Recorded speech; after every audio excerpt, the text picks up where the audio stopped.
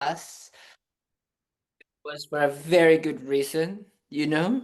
I was I was thinking something very funny because only we crazy Buddhists, we kind of like we have nothing to do, we start to think about very strange things. But I said, because my niece was born, so for the first time in this life, Uncle Calden is also born, right? Because before, no Uncle Calden. But now, because she was born, then now Uncle Calden appears. It's very interesting, isn't it? So, because we were discussing, because the first child of my brother and his wife, so they were saying, oh, is that, the first baby, and then a mother is born, with the child. And then my brother, he was like, a dad as well, a father as well is born. And I was thinking, that's true. Actually, that moment when the baby is born, then a mother of the baby is born, a father of the baby, and an uncle is born as well. That's very interesting to see how we are interdependent in this way, right? Before, no need, no existence of Uncle Calden. Now Uncle Calden arrives. So now everybody's gonna see Uncle Calden. Before, no Uncle Calden. That's very nice. So that's why. That's why I had to cancel. It was very rushed. I had to go all the way to Sao Paulo, which is very far away, a very big city, you know. So now, but now I'm back, so we can have a good time together. I hope you already had the meditation, Anthony, this morning. Yes, we did the 10:15 meditation, 10:15, 10:45 a.m. We Very did good. it What on did you? equalizing self and others. The best, best, best, best. This is the best one ever. That is a difficult one, but it's a very, very, very, very, very, very good one because, it was, we have two types of meditation specifically, to open our hearts in order to think about developing our compassion, developing our bodhicitta, and one of them is exchanging, self for others. I always think that these meditations should be taught to every single human being in this planet. Especially our politicians, everybody. Can you imagine if we would just think about others? Can you imagine how the life would be? How the world would be? So special. So, so special. Okay, before I start with the blah blah blah, let's set up our motivation. That is very, very, very special, very important as well. Even though you already did the meditation and probably already set it up your motivation, but it's another moment. We have been talking in different classes about the continuity of the mind, about how the mind comes, how the mind works, comes from the previous moment. So that means that the previous moment is influencing the present moment, but the present moment it's a total different moment than the previous one. So therefore, that even though we might have created an intention, it's good for us to the present moment to continue enforcing and reinforcing and making it stronger. That motivation. That means that the way we're gonna influence the next moments are gonna be into that direction. As I like to say, motivation is like the compass, right? Is giving us a direction where we want to go, where we want to kind of like, which direction we want to do. Because we can choose a direction of just suffering, of like, some, or feeling good, or, being relaxed and all of that, which is very good. But as I say, you have much better ways of doing that, massage, going to the beach, all of these, having burrito at Casa Maya, much better than ways of relaxing and having a good time. Here we are actually wanting and proposing Buddhist proposal is to transform your mind completely and achieve a state of no more suffering for you and others. That is the goal. Okay, so it's important that we can actually be very clear on that, so that as we're going to be here together for the next hour or so, At least let's it make it to be clear for that goal, right? And that is why we're going to do, this motivation in the way of also doing these aspirational prayers, because these aspirational prayers, they serve as a way to help us establish or decide or being clear about this compass. Because sometimes we get lost, or we think we know, oh yes, I want to be a good human being and all of that, as long as I have this and that and this and that, and people treat me like this, and I'm like that and that, like this normally. But here is really opening the heart, as you were doing, in the meditation of exchanging self for others. Is just really transforming our our habitual patterns and tendencies of only thinking about me, myself, and I, and really expanding it and opening the heart to include others' well-being. And it's funny because now that I have a niece, it's easy to see how you want her to be happy, isn't it? When you have family, when you have friends, when you really start to have those deep connections in life, you don't need to have, children for yourself, but just those deep connections, you start to really wanting those people, those beings to be happy, no? Isn't it? Or even our dogs, our pets, we also want them to be happy. We don't want them to suffer. I always think about Margaret, that when she decided to take this dog from, from the hurricane, and she rescued the dog, and now she's taking so much care of it. Wow, it's just that. That is already exchanging in a way, only my own ways of thinking for others. So that is the idea. So that's why we're going to do these aspirational prayers, to establish, to open the heart in this way. Okay? So just have that in mind while we were doing the prayers. Is not, if it doesn't make sense to you, you don't need to completely say, I don't like it, but just try to say, okay, just put it on a shelf over there, and then I'm gonna try to figure out what it means a little bit more. So whenever I do these aspirational prayers, it becomes more meaning, it has more meaning to me. And for those that have a more direct connection with the Buddhist path, we talk about the three jewels, the Buddha, the Dharma, and the Sangha, as objects that we can take refuge on. Because we take refuge in so many things in our daily lives, but they cheat us. They don't give us what they promise.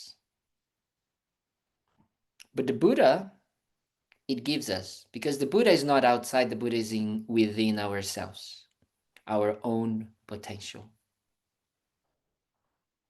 And the Dharma is not only the teachings of the Buddha, which is like the methods, but especially it is when we achieve the perfection or the transformation, complete transformation of our minds, we perfect the teachings.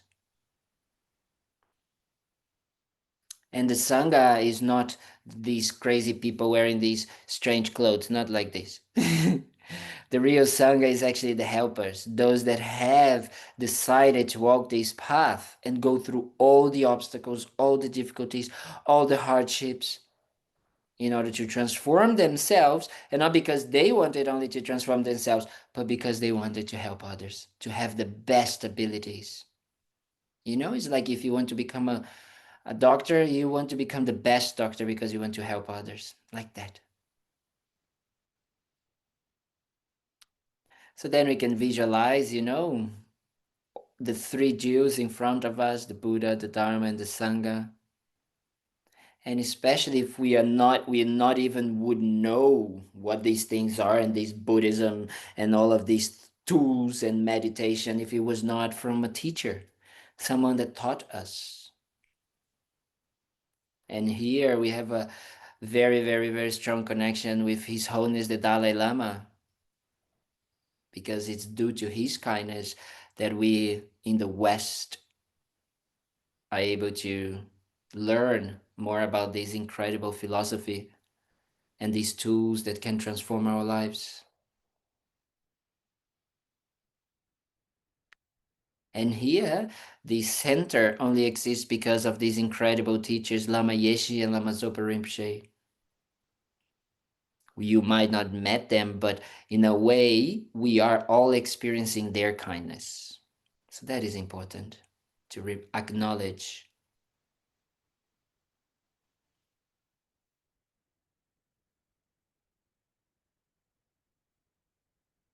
And then we can visualize all the beings surrounding us, all the people in our lives, the people we like, the people our family, friends, but especially also those that we don't like, because they also want to be happy. They also don't want to suffer.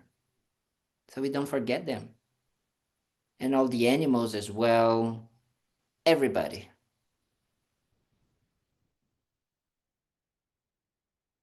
So we want to be able to help them. So therefore, we're going to do these aspirational prayers. So we start with the four immeasurables, and especially developing equanimity. So we can start on the page 35, top of the page 35. May all sentient beings abide in equanimity, free from attachment for friends and hatred for enemies. May all sentient beings have happiness and the causes of happiness. May all sentient beings be free from suffering and the causes of suffering. And may all sentient beings be inseparable from the happiness that is free from suffering. And now we're going to do the refuge prayer. I go for refuge until I'm enlightened to the Buddha, the Dharma, and the Supreme Assembly. By the merits I create through listening to the Dharma, may I become a Buddha in order to benefit all sentient beings. I go for refuge until I'm enlightened to the Buddha, the Dharma, and the Supreme Assembly. By the merits I create through listening to the Dharma, may I become a Buddha in order to benefit all sentient beings. I go for refuge until I'm enlightened to the Buddha, the Dharma, and the Supreme Assembly. By the merits I create through listening to the Dharma, may I become a Buddha in order to benefit all sentient beings. All right. Now we established our motivation. That's what we want. Enlightenment for all sentient beings, benefit. So for that, we need to practice. So I gave homework to all of you last week. Anyone remember what was the homework? Someone did the homework? Anyone wants to share with us? What was the homework? Someone remembers? We were talking about dissatisfaction, right? And we were talking about how maybe they appear in our lives, and if we are able to notice it, right? Yes. Yes. Yeah, I remember that, and I have been noticing it. And it's funny how petty it can be at times. Like last night, for example, while we were sleeping, my wife drank some water, and as she was putting the cup back down, she couldn't find like the, the coaster. So she was fumbling and it was like bumping into other objects. And I noticed that annoyed me a little bit. It's so funny how the smallest things. I said, why would something like that bother me? And so I know you said we didn't have to take it to the next step and analyze. It was just about noticing. But I did start to analyze that and said, why is that? Is it a control thing? You want everything to go the way you envision it Exactly. should go.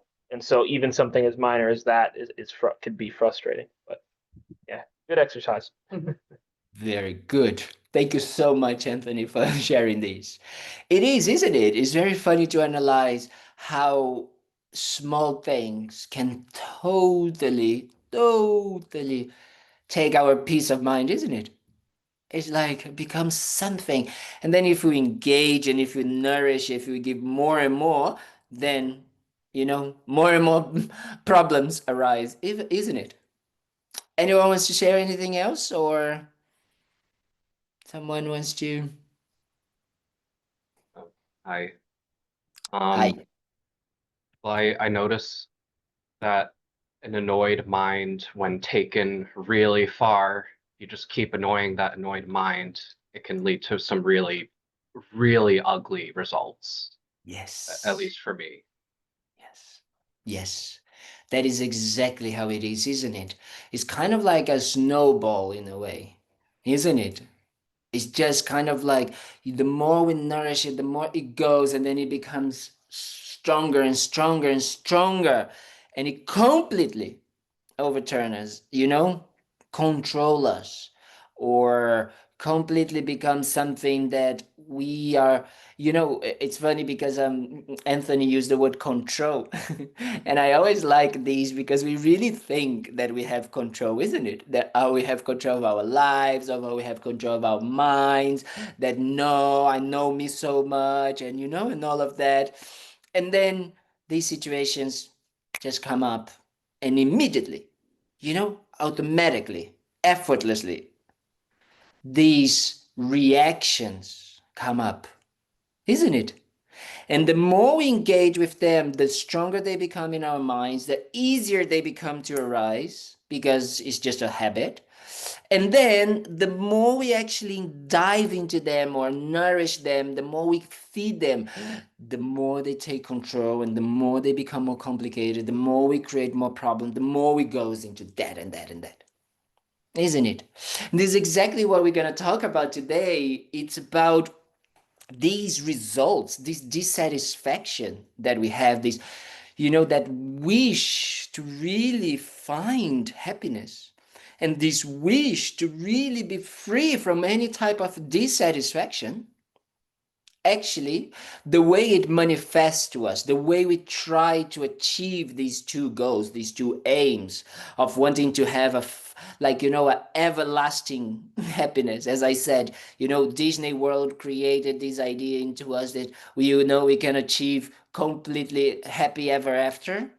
In a way, Buddhism as well, but very different ways of achieving that.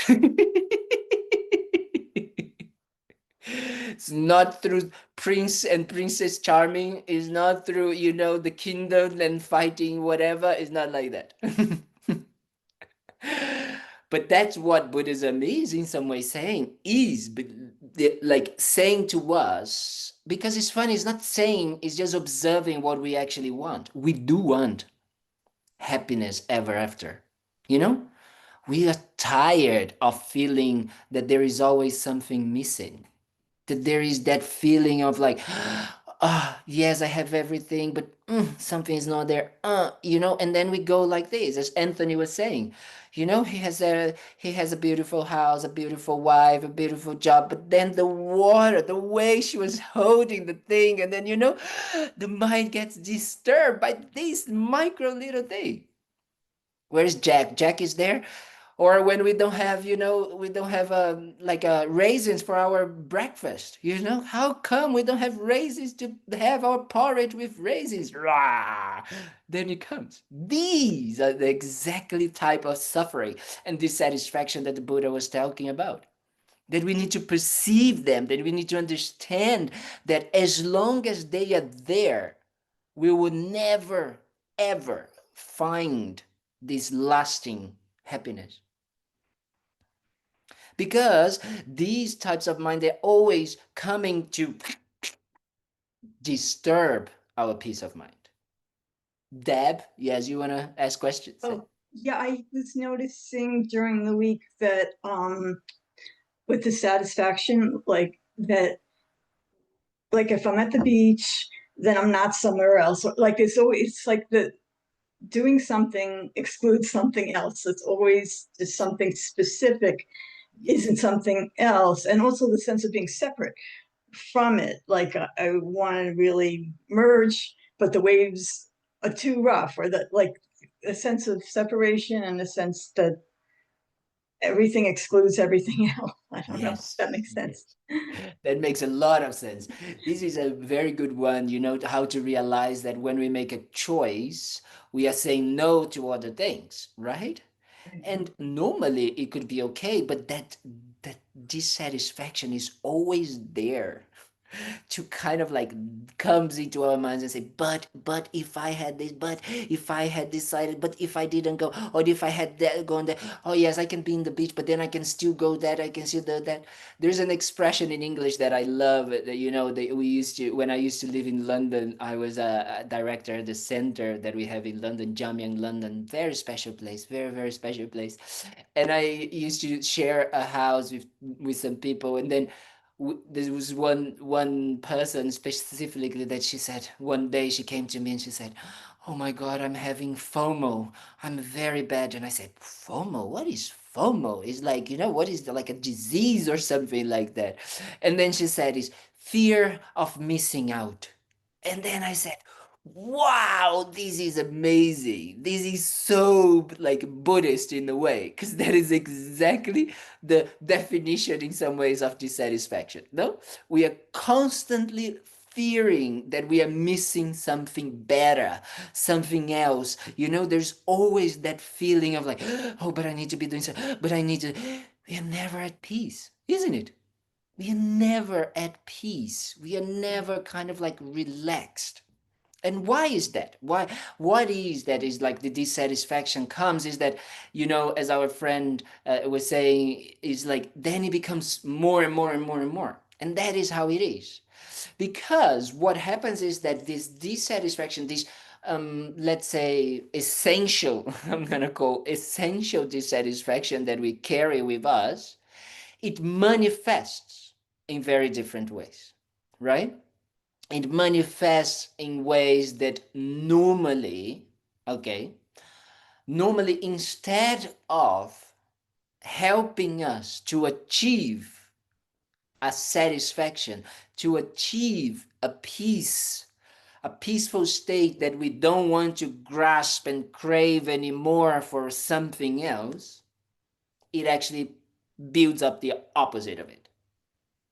So these mental states that are a response, there are kind of like a way that we found, that we all found in order to respond or to react or to equalize, to compensate, or to how can I put it more? Yeah, to compensate or to, like, you know, to balance that missing out or that dissatisfaction is this state of mind is what we call disturbing emotions. That is what they are. Why disturbing emotions? What are you talking about? Well, disturbing emotions are our friends that we know very much, isn't it? The problem is that once we start, you know, when we were discussing about, oh yes, okay, I'm starting to realize or to get aware, because we talk about awareness, we talk about mindfulness, right? And then we started to talk about dissatisfaction. Okay, so now we have these three things happening. It's like, okay, I'm aware, I'm paying attention what's happening in my mind, and I can see this dissatisfaction. So what happens next? The thing is that normally, because we are not aware, because we are not understanding or naming and labeling our experiences as dissatisfaction, it often, you know, this dissatisfaction manifests in these disturbing emotions. So that means why it's so important for us to start to understand how this manifests. You know, like Anthony was saying, I started to analyze. But normally, how do we start to analyze things? We start to analyze the story, right? Oh yes, this person did that, or I am like this, or this happened to me, or that. Oh, because my childhood, because of that, right? We start to look at outside for the essence or the cause, isn't it? We start to look for outside. Something happened outside. However, here, why is it important? Because we start to understand that our suffering, you know, that our dissatisfaction doesn't come from the world outside, but it comes from the way or how we experience it inside of ourselves. So we start to reflect that actually, even though we might have everything we wanted, something is still missing. And the way we kind of like to solve this dissatisfaction, normally we go outside. We go outside as a way to either kind of like put a blame for us not to get what we want, or we actually put the responsibility of our happiness outside. So, we try to get to resolve this dissatisfaction with a way that is never gonna give us what we want. It actually creates more distractions and more disturbance. It creates more stuff. We start to accumulate more stuff. We start to have more outside external things. We start to have more drama because we have more relationships or relationship problems and all of that. No? And all of that we are trying, how we are trying to solve this issue is that actually we are just solving the symptom, which is, it's a reaction or is a response to this dissatisfaction. So then what we do, we create more and more problems for ourselves. So these problems are manifested through or by or what we call the disturbing emotions, which are mental states. So that I like us to explore a little bit today is like what we call disturbing emotions, right? And that is why it's so important for us to start understanding their nature, their essence. And when I'm talking about disturbing emotions, I'm talking about attachment. I'm talking about anger. And here I'm talking about all the nuances. We say this word, nuances or something like that? Yes? Yes. Is it French? Yes, we say. Okay. The different kind of like manifestations of attachment. Okay? The different types of manifestation of attachment is not just like, because that is the problem. We think that manifestation of attachment is just when I'm like, oh, I really need this, I want this, like that. No. Attachment is many, many ways control. I want the water, I want the thing, I want the way that the person is holding the cup and like in this way. It's very subtle. And anger, oh wow. Anger, I think we have like a map of colors of anger, But we think, I've heard this so many times from so many Buddhist people sometimes. I'm not wanting to make fun of people, but I really sometimes I got like, oh my God, how we cannot understand what anger means. Anger doesn't mean being violent only, That is not only anger. Anger is also frustration, you know? Anger is also kind of like, when you're kind of like, you lose your temper, even slowly, small temper, is actually like sadness. It's actually depression. All of these are different types and colors of anger. Because anger comes, as this disturbing our mind. But we also have jealousy that we all know very well, that the other person if the other person have that, then I cannot be happy. Or if the other person has or is or whatever, then I am gonna suffer, isn't it? And then how we overcompensate jealousy with pride. Then I am the king of the world. You know this? That's how we think we are, we start to put ourselves up and upper and we completely extrapolate the qualities that we have. We are the best of the best of the best. We have no flaws and faults, nothing like this. And then we have different types. We have also, anxiety, which is another type of like fear, all of these. So these are disturbing emotions. Do you know them? Do you recognize them? Have you heard about them in your life? Yes? Okay. Yes? You guys know them? Okay, good. It's important that we start to understand. But sometimes we don't see them as disturbing emotions. And for us to start seeing them as disturbing emotions, we need to actually understand them, understand their nature. That's why today I'm going to try to kind of like give an overview of what disturbing emotions are. So in the next few classes, we can dive into these disturbing emotions and we can learn a little bit more about them and how to deal with them. Because let's face it, this is our lives. No? Our day-to-day lives, they are completely contaminated by these disturbing emotions, by attachment, by anger, by sadness, by anxiety, by fear, by, jealousy, by pride, isn't it? That's how it is. That's what kind of like disturb our minds. You guys did now an exchange for self for others meditation, a meditation that tries to open your heart to think about others. What is blocking you to do that? These disturbing emotions. That is what is blocking you. We being completely like under the influence of them, controlled by them. And we think that we control them, but they control us. Because we don't know them. We don't spend time analyzing their nature, analyze how they function. So that is why it's important to understand that disturbing emotions, they have two main characteristics.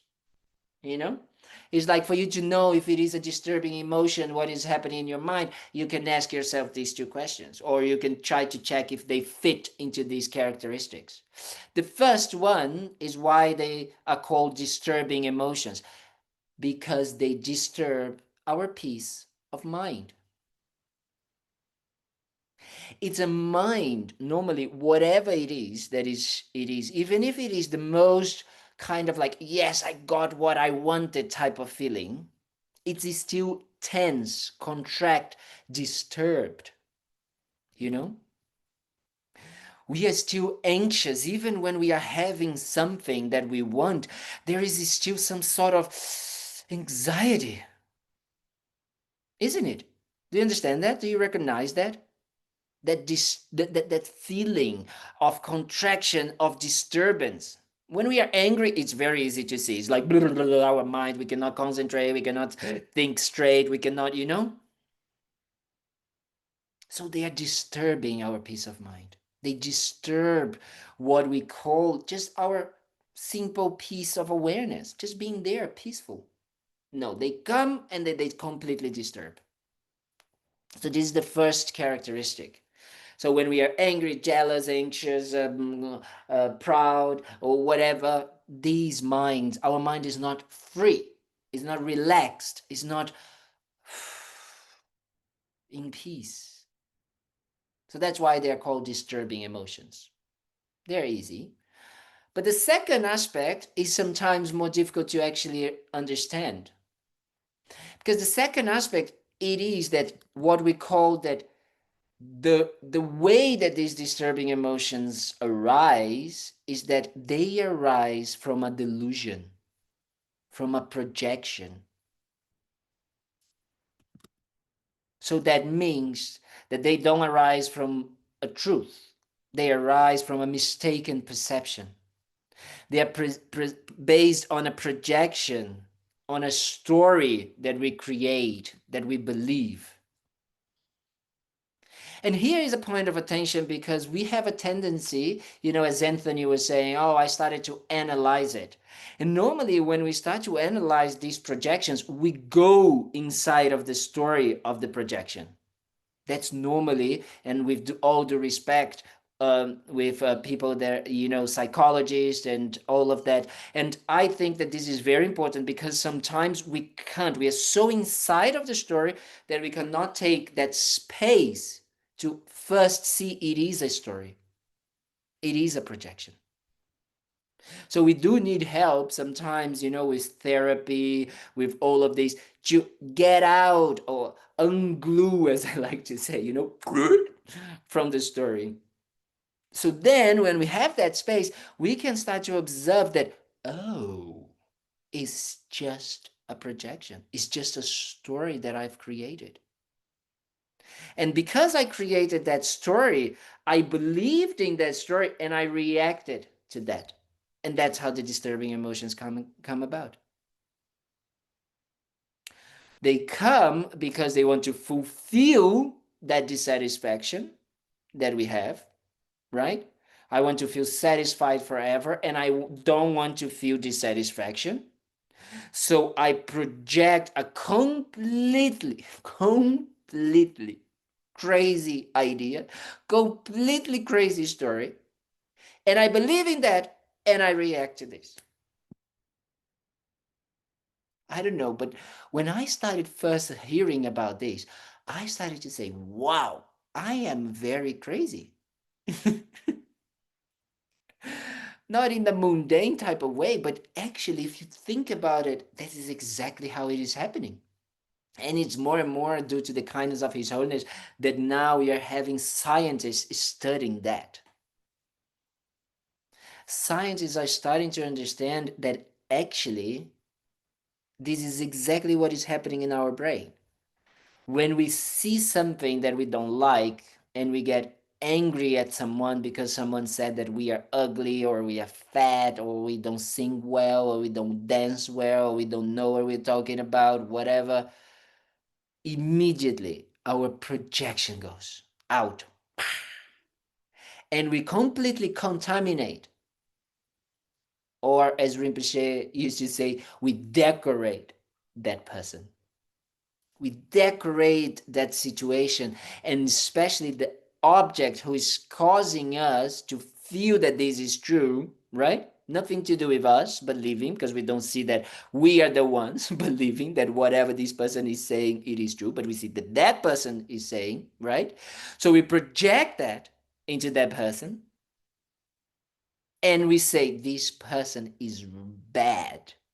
So anger is completely projecting a negative aspect of that person, completely as if it's 100% of that person is 100% of that person is negative. That's how it is. That's how we see it. And then what we do, we feel angry, we feel bad, ugh. So this is the aspect of being delusional. It's a completely delusion. Or what we do with, like, objects of attraction, people, or burritos from Casamaya. We totally project in them, in the object, in the person, a quality. 100%, this person is perfect. They will always be, and like that. Or, oh wow, I had this burrito once and I love it and it was very good, so I'm gonna have it again and it's gonna be the same experience, amazing and amazing. And then you eat and today's a different chef, or they didn't put this or that, and everything falls apart, isn't it? So why it is important for us to start actually paying attention into the nature of this? Because right now, the way we are dealing with these situations, these negative emotions, these disturbing emotions, is that anger, this person is the problem. This object is the problem.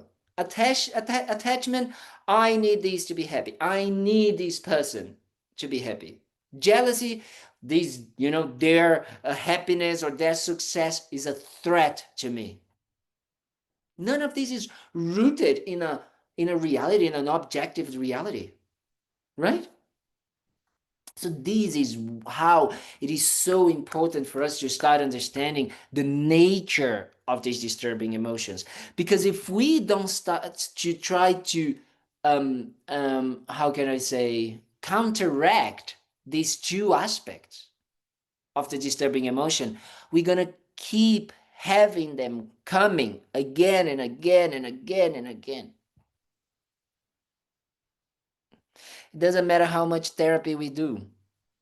Because then maybe we kind of like, have a problem with dad or mom, and then we fix that. But then we have a boss, and then we have a partner, then we have someone on the road, someone on the street, someone on the shopping, and someone that creates a similar experience. Why? Because our minds are still contaminated, are still under the influence of these disturbing emotions. So we need to go to the root of them. We need to actually understand, how they arise, how they work. We need to start observing their kind of like their functioning in our minds. So instead of being angry with that person, instead of being angry with that situation, instead of being angry with the boss, instead of being angry with the things that I don't have or the objects that I want, I start to actually look into my own mind, and I start to, in some ways, get angry at the disturbing emotions. I start to actually see that, wait a minute, it's not the object, it's not the person, it's my mind. It's not me, because then that's normally how we do. We come with the whip, I am the problem. Okay, so I need to kind of like bash myself out, that's how we do it. Like just beat myself. Oh, yeah, I'm this. No. It's the disturbing emotion. It's just a habitual tendency of allowing these disturbing emotions to control, dominate us. That's how it is. Then the way we're going to deal with them is going to be absolutely different. It's going to be completely different. Because we're going to stop wanting and looking for, like, the root of these disturbing emotions being in our minds and being in our experiences outside. I'm going to stop trying to fix outside. That's what we do now. We start to then trying to fix. We start to then, okay, I need to change partners. I need to change jobs. I need to get a better car. I need to get a better house. I need to lose weight. I need to, be smart. I need to change my hair. I need to change my glasses. I need to change my nail. I need to, all of these things. Isn't it? We just go trying to change every little thing outside in order to get something right. So that feeling of like, okay, now I'm in peace. I don't have FOMO anymore. But not like that. Doesn't happen. Why? Because outside things, they have the nature of being, let's say, disappointing. Why? Because they finish. Because they are in the nature of changing. Because they are in the nature of starting, staying, and finishing. Everything. From people, because people are born and die. From objects, because they break, they finish. From experiences, because they also finish. So all of these that we are craving, that we are jumping, that we are like literally running after every single day, everything that we are doing is to get these things. That's what we're doing 24/7. And then we are still dissatisfied. It's like drinking salty water, as we say. And then we're still thirsty. That's our lives. So these disturbing emotions, understanding them, really understanding them, right? Understanding that the cost, let's say, of believing in them is that they cause us suffering. They exhaust us and they distort our reality, our ability to actually see things.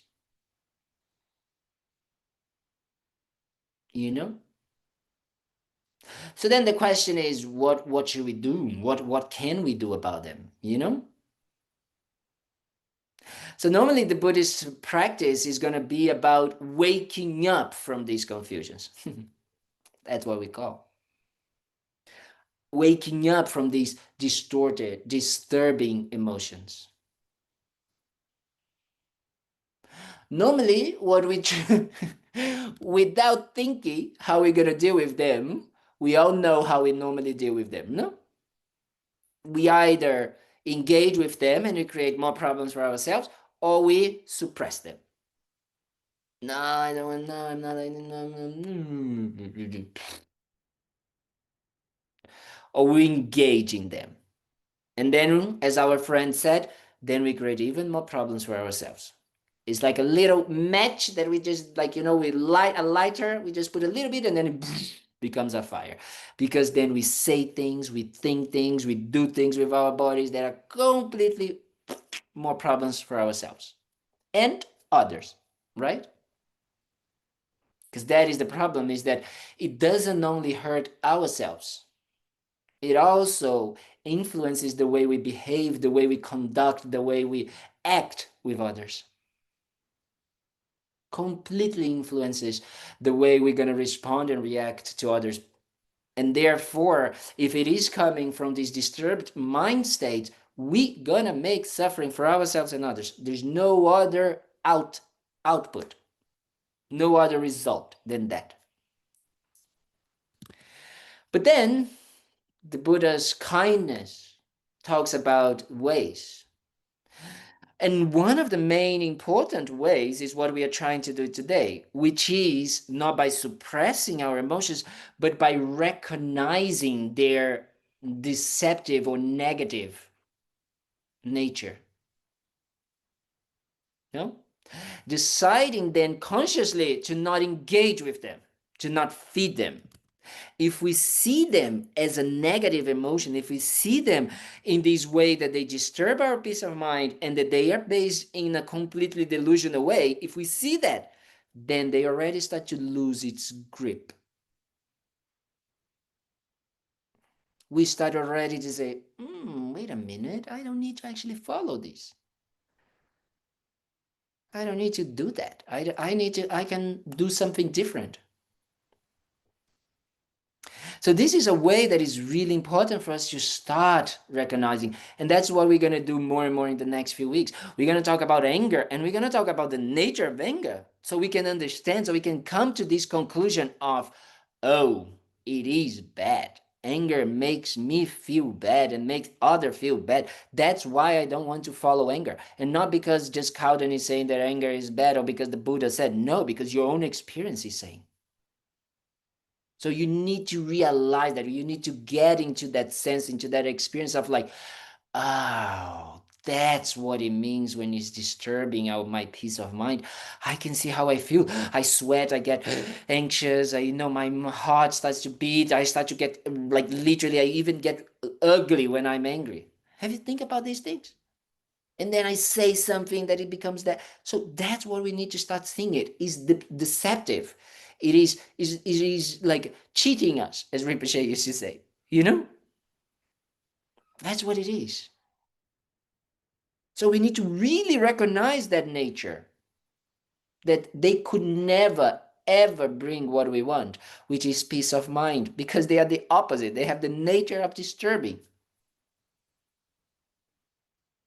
So that is the main point, that we can actually, trying to understand them. But then the Buddhist path is even kinder, because it not only stops that, but it creates also another way, which is to use or to replace them with antidotes. What does it mean to replace and use antidotes? It means that we're going to, when we realize that we are being controlled by this disturbing emotion, then if we can see that they are disturbing, that they are not good for us, then we're going to say, oh, okay, so then I'm going to instead use a mind that is the opposite of it, a mind that is based in reality and is soothing the mind. So we're going to talk about patience, we're going to talk about compassion, we're going to talk about equanimity, we're going to talk about love, we're going to talk about kindness, we're going to talk about wisdom. All of these mental states that we do have right now, but we don't use them. We don't nourish them. We don't give them the power and the importance that actually they have, because they are the creators of happiness.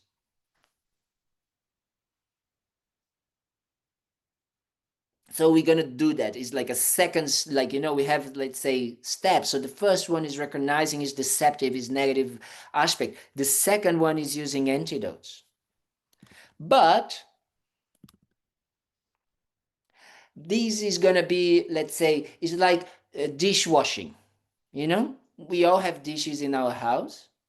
And then, we all clean them after food, but then we eat again, and then we make it dirty, and then we clean again, and then we make it dirty, and then we clean again. It's like that, no? So it's a little bit like that, these two aspects, which is already very good, because means that at some point, we're going to start kind of like making it very, very clean, and we don't need to make it that dirty. But if we keep on seeing the deceptive nature and then just putting something, an antidote, but these are still arising, isn't it? That means that these negative, disturbing emotions, they are still arising.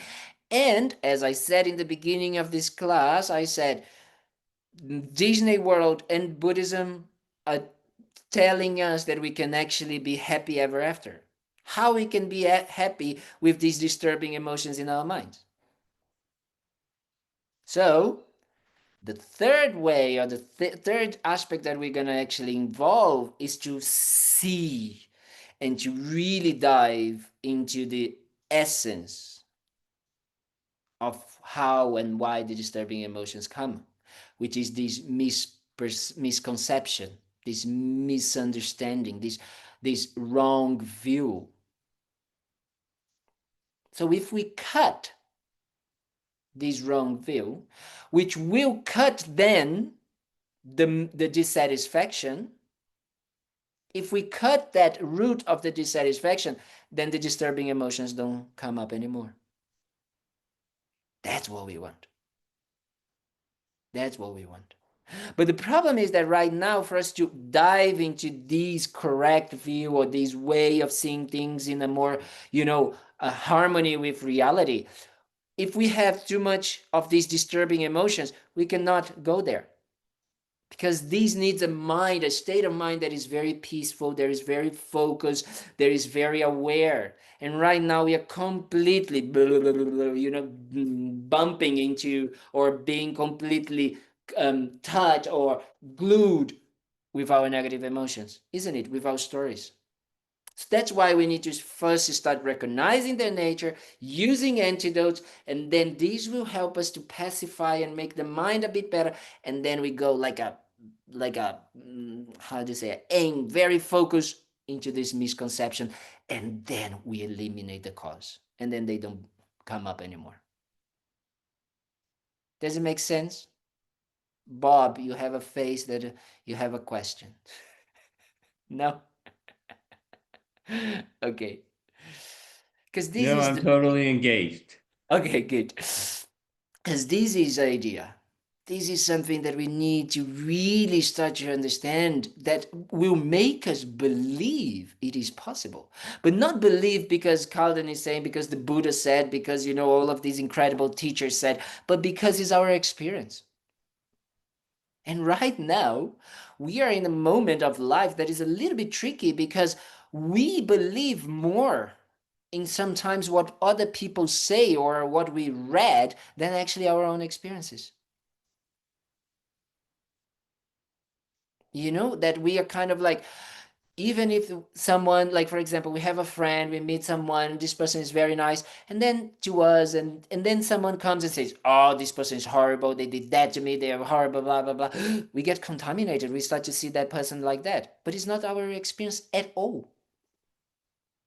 We don't check.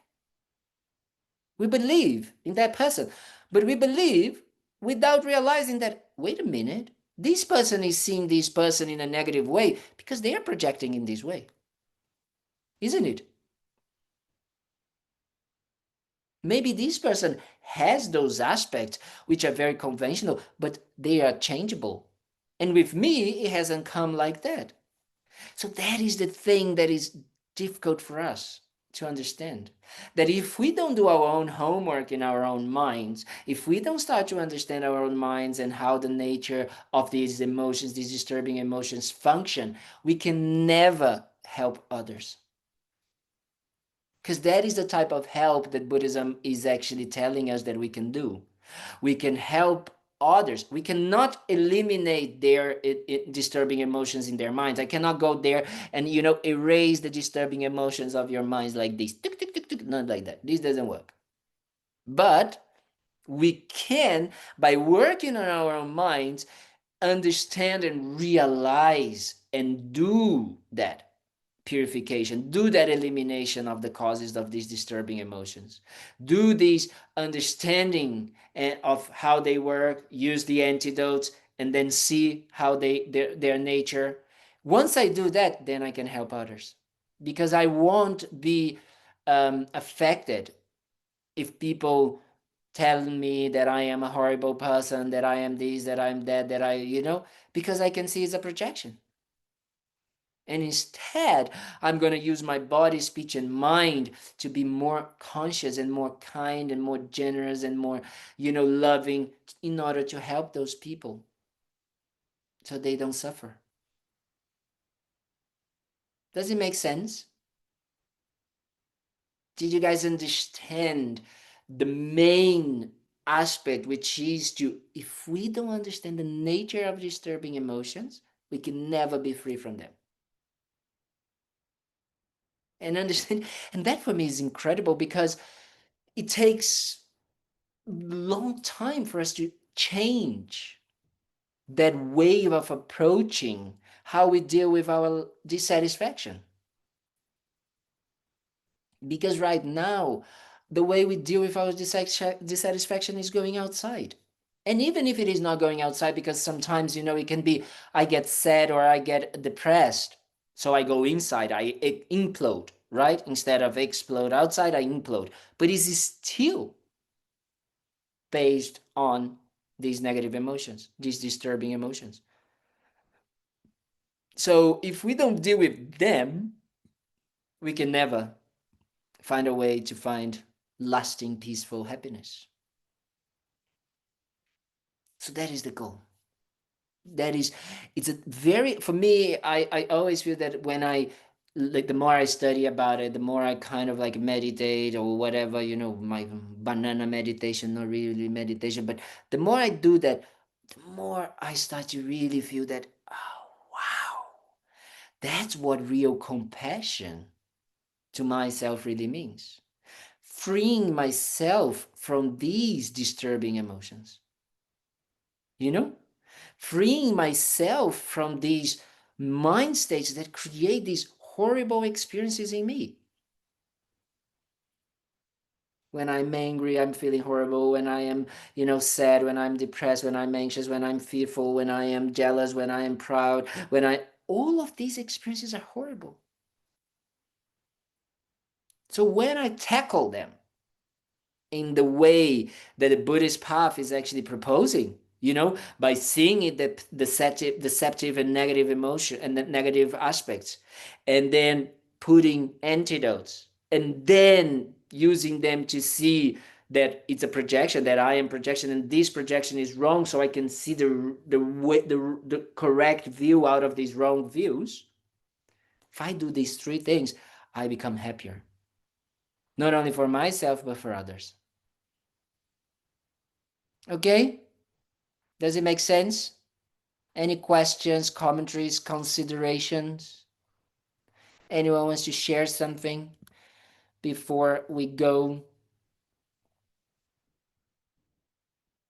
It's important. There's a question in the Good. Gampa. I just wanted to say everything that you mentioned about practicing peace and companionship, right? Is that right? Compassion. Oh, compassion.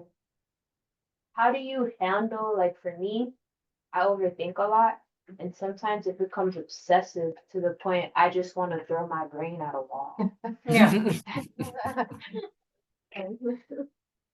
Yes, that's a very good. I love it. The visual of your idea. You know, it is, isn't it? Sometimes we are just so like, we just wanted to stop, isn't it? But the problem is that we have been looking for ways of stopping it in the wrong place, right? We have been trying to suppress them or stop them to arrive and stop to kind of like say, no, they are bad, I shouldn't be thinking, and not, we're just trying to, like, how do you say that? Like, blind, like making a wall for us not to feel these things. And here, the Buddhist path is going to be quite the opposite. It's going to be, wow, recognize, allow them. Allow doesn't mean engage with them. Allow doesn't mean um, activate them, doesn't mean feed them, doesn't mean nourish them. Allow means that is what we have. That's what I am.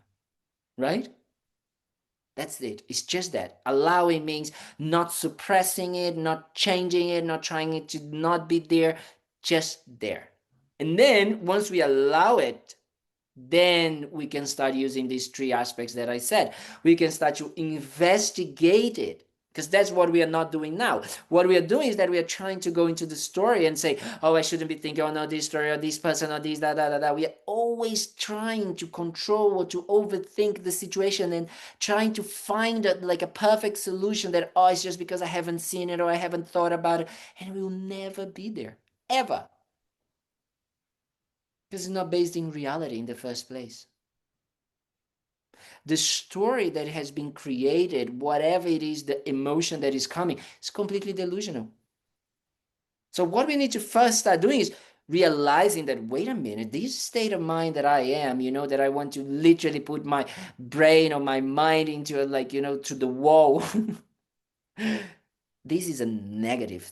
It's like, tastes bad. It's a bad experience. So once we start to actually acknowledge that by allowing it to be there, then we can start saying, I don't want to do this anymore to myself. I don't want to. I had enough. So what do? Then I start to see it, how these negative minds are negative, how it's cheating me.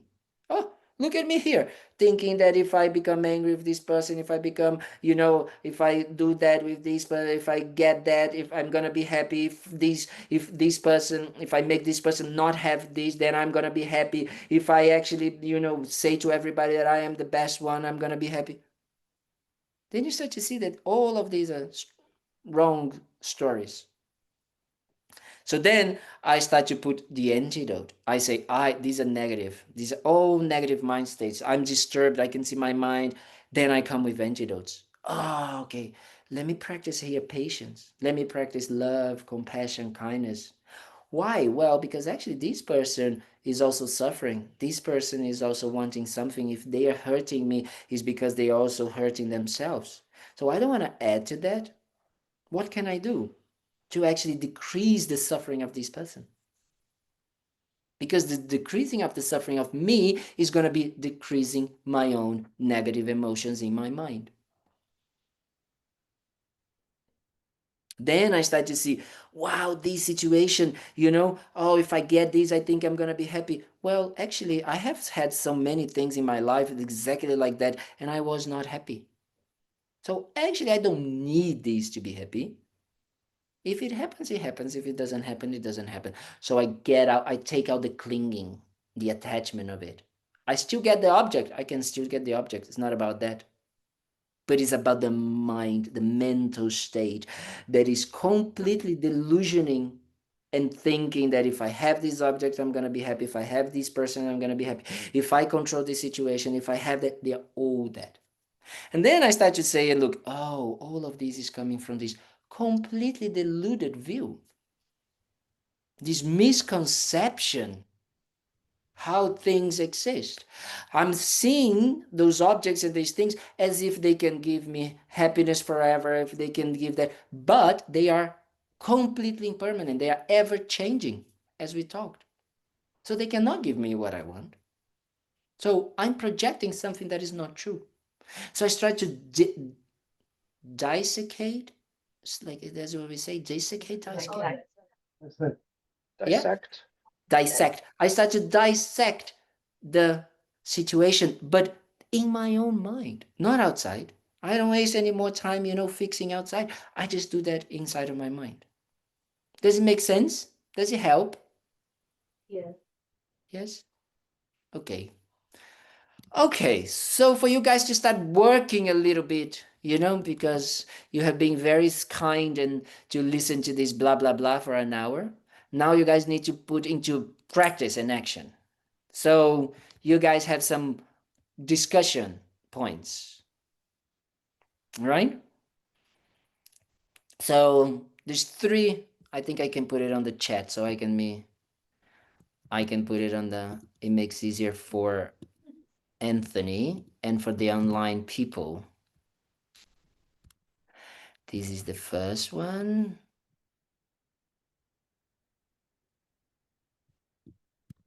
And then how can I second one? I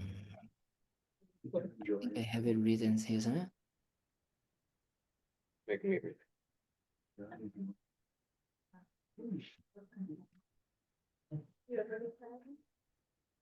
No, but I want it to go. Thank you. How can you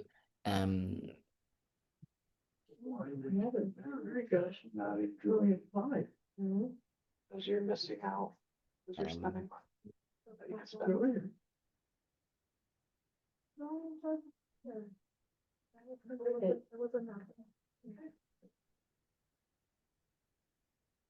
two, and then third one, if you have time. Okay? All right. So you guys gonna discuss that with yourselves. So the online people don't run away. You guys gonna do it online.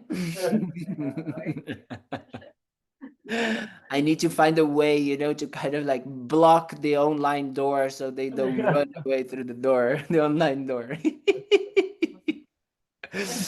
So what it means that you guys gotta talk about, but from your own experience. Here is really needs to come from your own experience, because that's how we're gonna end up realizing what it means, So when you're gonna go and talk about, like, yes, can you identify, a time, a situation when an emotion completely took over?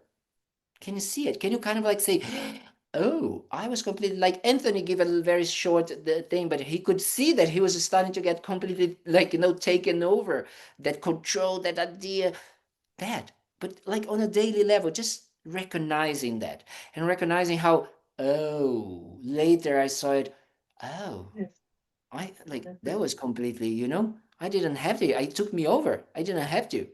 And then you can ask yourself, how can you adding an antidote could help you deal with these disturbing emotions? Can you see how bringing a positive mind state as an antidote could help you?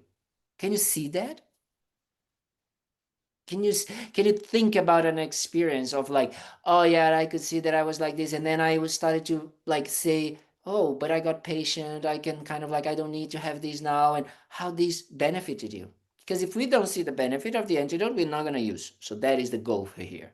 And third, how might it help to recognize that these states are self-created? That's very important. How we can recognize it is created by our own mind. Okay? That's clear, as our precious Lama Yeshe used to say? Yes? Okay. Yes. Okay, the online people already started to run away, so I'll let you guys go. And, and then I see you tomorrow for meditation, Tuesday for class, Wednesday for meditation, Thursday for class, and Sunday for class. So see you very, very much. Have a wonderful Sunday, and don't forget to dedicate at the end. Thank you. Thank you. And Thank you so much. congratulations. Thank you. Thank you.